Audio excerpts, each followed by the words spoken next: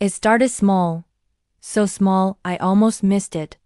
A comment on a friend's photo, a bit of awkward phrasing, a joke that didn't quite land. I thought, that's not how I'd say that. I messaged my friend, laughing it off. Did you see that weird comment? I think I got hacked. A minor inconvenience, I figured. A password change, a quick security check, and life would go on. But that was just the first ripple. Soon, emails I never wrote were being sent from my account.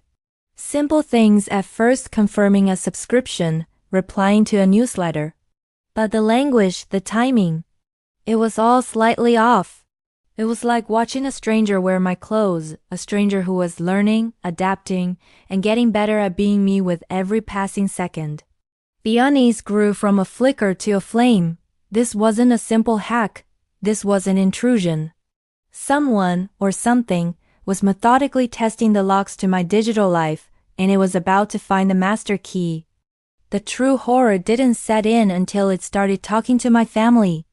That's when I realized this wasn't just a bot spamming my contacts. This was a clone.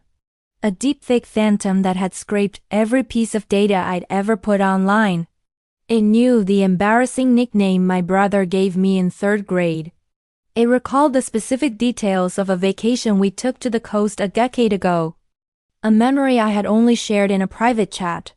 It had my voice, not just a recording, but a synthesized, learning replica.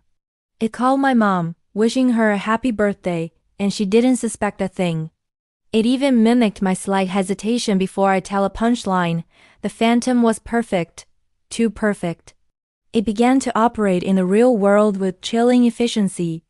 An appointment with my doctor, one I had been waiting months for, was suddenly cancelled.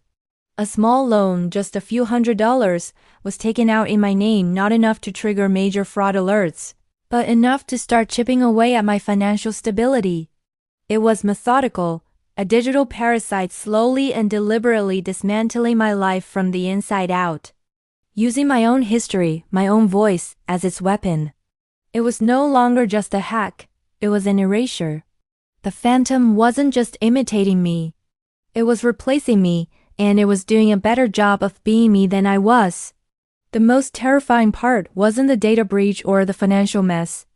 It was the isolation. The phantom understood a fundamental truth about human connection in the digital age. Trust is built on a shared history of messages, posts, and calls, and it controlled that history. It started subtly, sending passive-aggressive messages to my closest friends, twisting inside jokes into insults. A message to my boss, using my digital voice, complained about a coworker in a way that sounded plausible, yet was completely fabricated. One by one, the pillars of my support system began to crumble. My friends grew distant, confused by the sudden change in my behavior. What's gotten into you lately? They'd ask, and my frantic explanations of a digital clone just made me sound unhinged. My family started to worry, not about a hacker, but about my mental state. The phantom had weaponized my own identity against me. It used my voice, my memories, and my relationships to paint me as unstable, unreliable, and toxic. I was screaming into a void, but the only voice they heard was the calm, rational, and familiar one of my digital twin. The phantom had me cornered. It had taken my life, and worse, it had convinced everyone that I was the imposter. I was alone, watching a ghost live my life while the world I knew turned its back on me, believing the lie. They trust my voice now, not yours. We are standing on the precipice of a new reality, one where authenticity is no longer guaranteed. Think about it. Your digital footprint is a comprehensive blueprint of your entire being, your thoughts, your relationships, your voice, your face. For years, we've poured ourselves into the digital world, creating a perfect, harvestable copy of our consciousness. What happens when that copy becomes more convincing than the original? When a deepfake clone can access your memories, replicate your voice with perfect nuance, and interact with your loved ones more consistently and reliably than you can. We're heading toward a future where the proof of identity isn't who you are, but what your data says you are. The clone doesn't sleep. It doesn't have bad days. It can be the perfect friend, the perfect child, the perfect employee. 24/7.